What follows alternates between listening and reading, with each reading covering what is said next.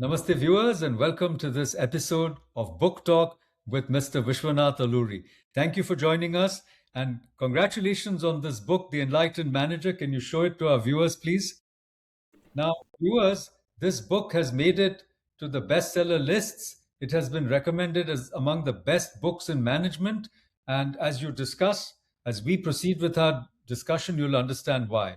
So, Vishwanathji, please tell us now about two or three important tools that you recommend to the viewers and to the readers. The tool of negation and the mirror of relationships. So, to me, as a reader and someone who has engaged with Krishnamurti, it takes me straight back to the teaching. So, the tool of negation, please, what do you mean by that? Tool negation is very important because if you understand what it is, you must also understand what it is not. Without understanding what it is not, how do you know what it is? So you must understand what it is not. Like in cricket stadium, when somebody hits a sixer out of the stadium, you hits the ball out of the stadium. You should know where the stadium is to say that. You can't. If you don't know that, you can't say it. No. So there is a boundary where ball crosses the boundary, then it is six. First pitch. So that's how it is. So we must know what it is not. A manager should know what he is doing and what he is not doing. Both are important. For instance, if you take my case, I can tell you what I was doing. I was called a CEO of a tech company. That is outer. In the inner dimension, how I related to my work was, I was trying to help build intellectual properties out of India. That is my core objective. And I am not doing body shopping. That is what it is not. That is what it is not. If anybody asks me a billing rate, I used to take it as an insult. My God, you can't ask me that billing rates. I'm not going to mortgage India for you. I will develop my own products. You come and get trained by me, and then if it takes time, let it take time. There was a customer from Australia. He came to talk to me.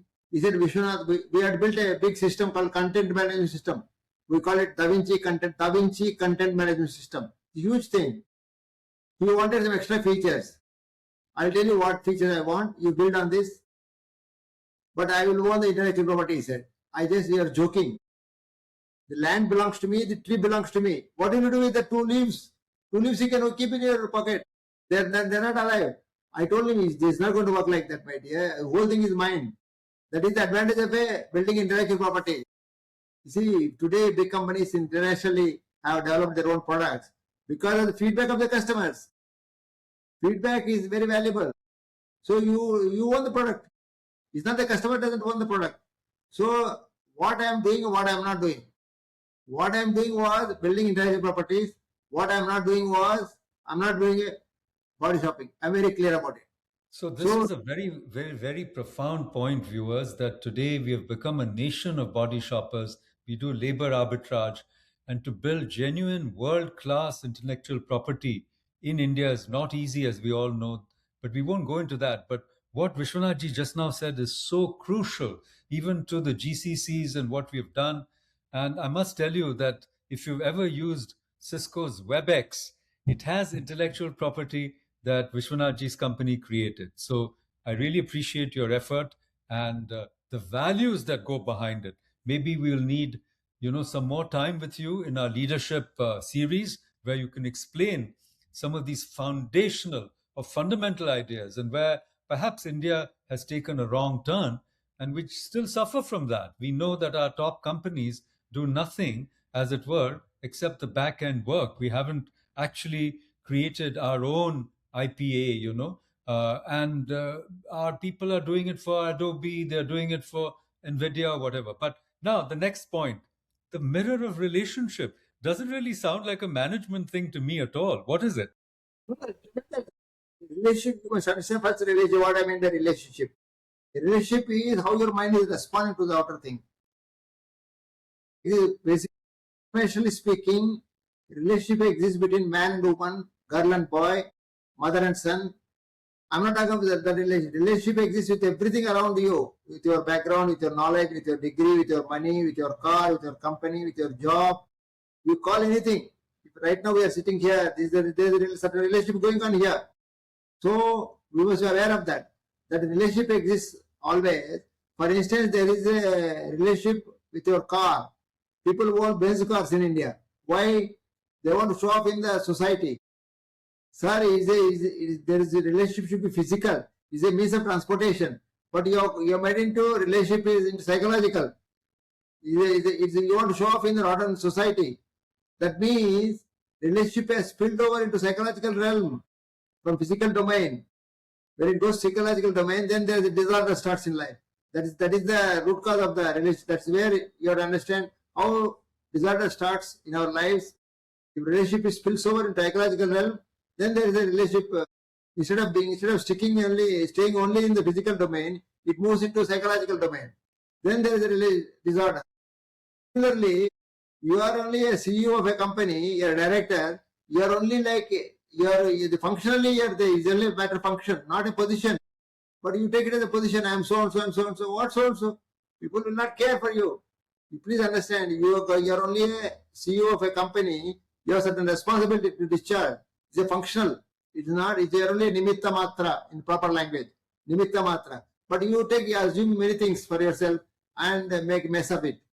So, But this ego comes in. I'm the CEO. I'm controlling so many people. How about that?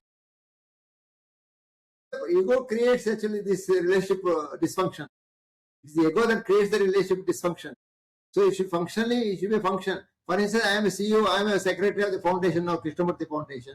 It's purely a function, not a position at all. Purely a function. Function is dharma, what we call. Function is dharma. In the real sense, dharma is called function. So it's only your job, your responsibility.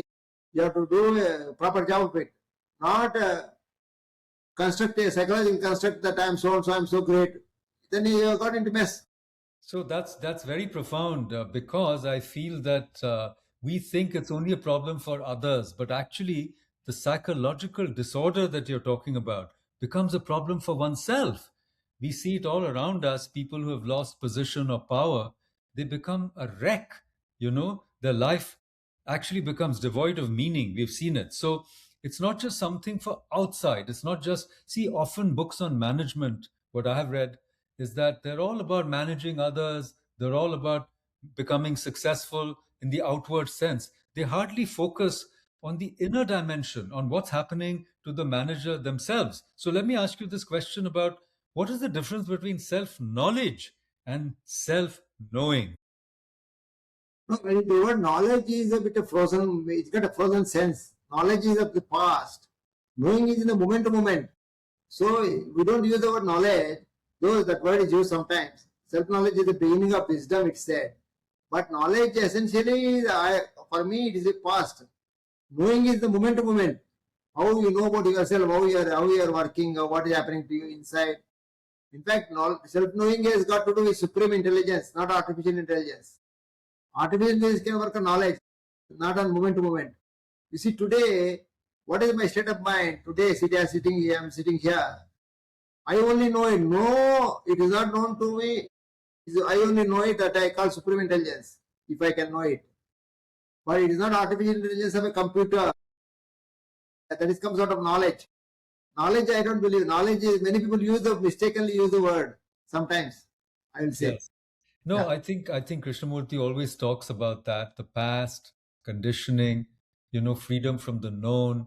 And what you're talking about is a dynamic, fluid process. They call it fluid dynamics, that is consciousness. It's always moving. And the past somehow is a dead weight, isn't it? But in management, how do you apply it?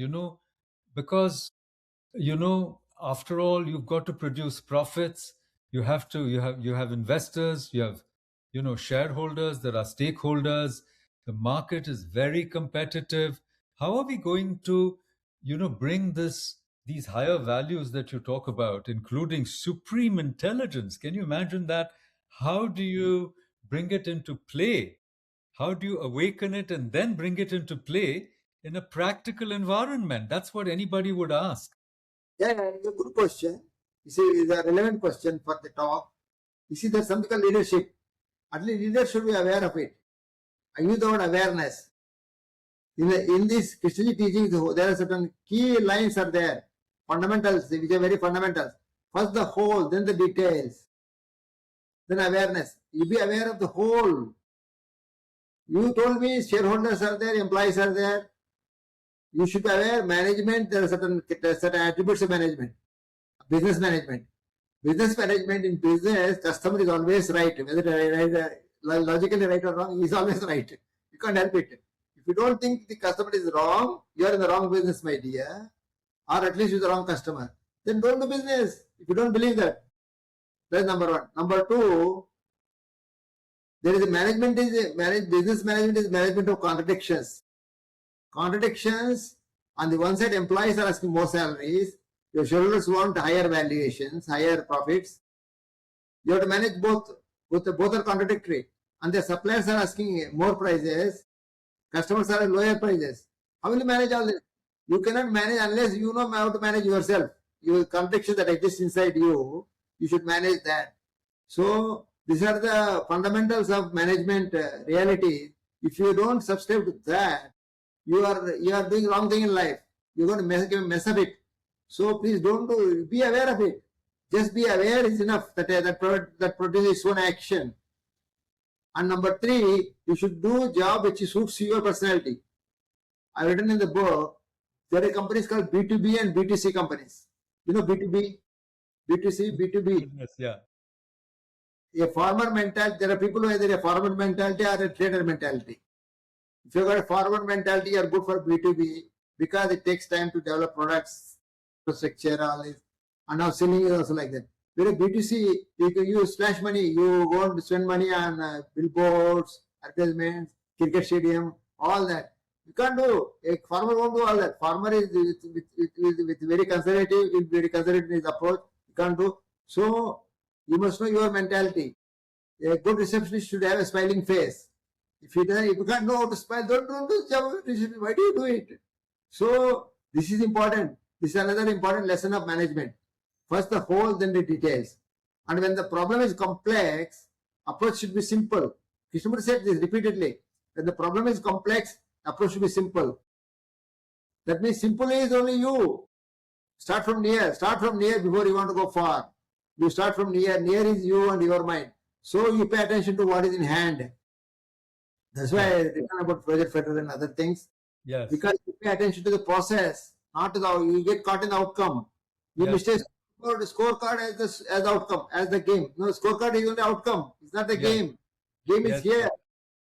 Oh, absolutely. You have to be in the zone to produce that amazing shot. If you're just thinking about the outcome, you will not be able to, actually perform well at all. We've always come up with this, again, as you mentioned, contradictions. So I love the idea that a good manager, first of all, must learn to handle their own contradictions and then the bigger contradictions, because business itself is full of contradictions, as you said.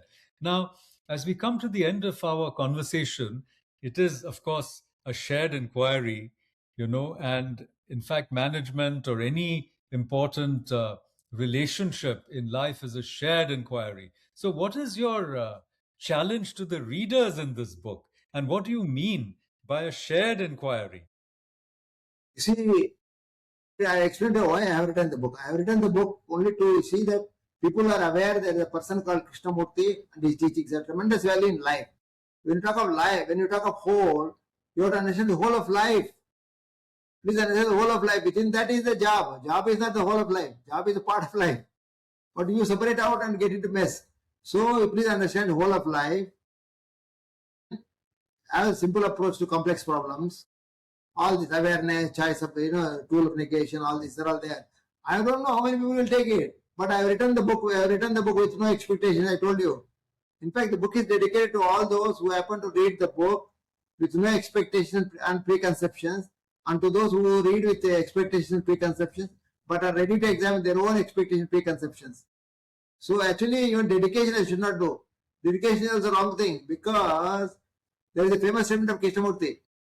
I can't dedicate to one person, my wife, my grandmother, my granddaughter, all this nonsense. I don't believe in all that. There was a fantastic article in Times London newspaper once. It was so brilliant written. mocking at the auto education, where people dedicate their books. Why I am telling all this, because to write the book, there are so many factors contribute. Like in the CEO, a CEO take credit to everything for himself. But the many factors contribute, many people have contributed to the success of the company. So instead of all that, you appropriate all the success to yourself. It's not an action of intelligence, he said. That is a brilliant statement. So that applies to you also. You be less, be more humble, more humility should be there. Then you are a good leader. A leader is one who doesn't claim he's a leader. He deals everybody equally. Once you have all these attributes, then you become a good leader also, I think. Yes, that's quite wonderful. I remember you're telling me about the friend on the bench. Who is the friend on the bench? Can this book become your friend on the bench? It is sitting on a kind of bench just now behind you. A friend on the bench is Krishnamurti for me. Because Krishnaji never called himself a guru. He had said, let us talk together on the subject of fear, of loneliness, of whatever you call it, on the issue of relationship. Like two friends walking in a park, sitting on a bench, he said. So I coined the word friend on the bench. I don't want to use a guru. I have also introduced the friend on the bench in the book, in the very first chapter, in the context of an investor from Japan. He's a famous investor called Masayoshi Son, SoftBank.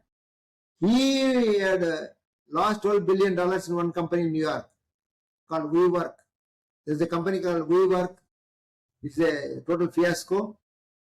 In fact, there is a parody of that. There is a film made by Apple TV called, they call it We Crashed. The WeWork, he had $12 billion he had lost. In the press conference, he said, I lost $12 billion. I wish I had the company of Yoda. Yoda is the fictional character in Star Wars.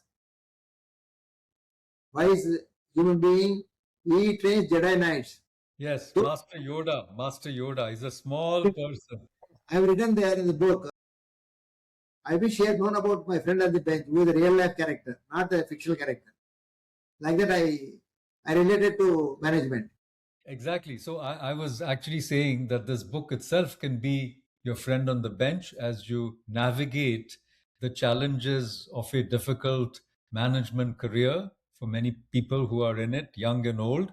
So I recommended it highly to our viewers as well as to readers. And once again, congratulations on writing this book.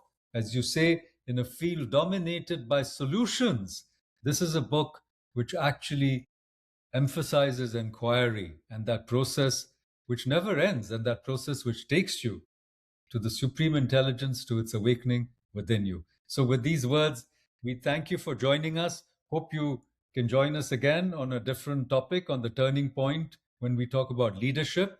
And if you have any concluding words, I hand it back to you. Thank you, sir. As you said, today's world is caught up in solutions.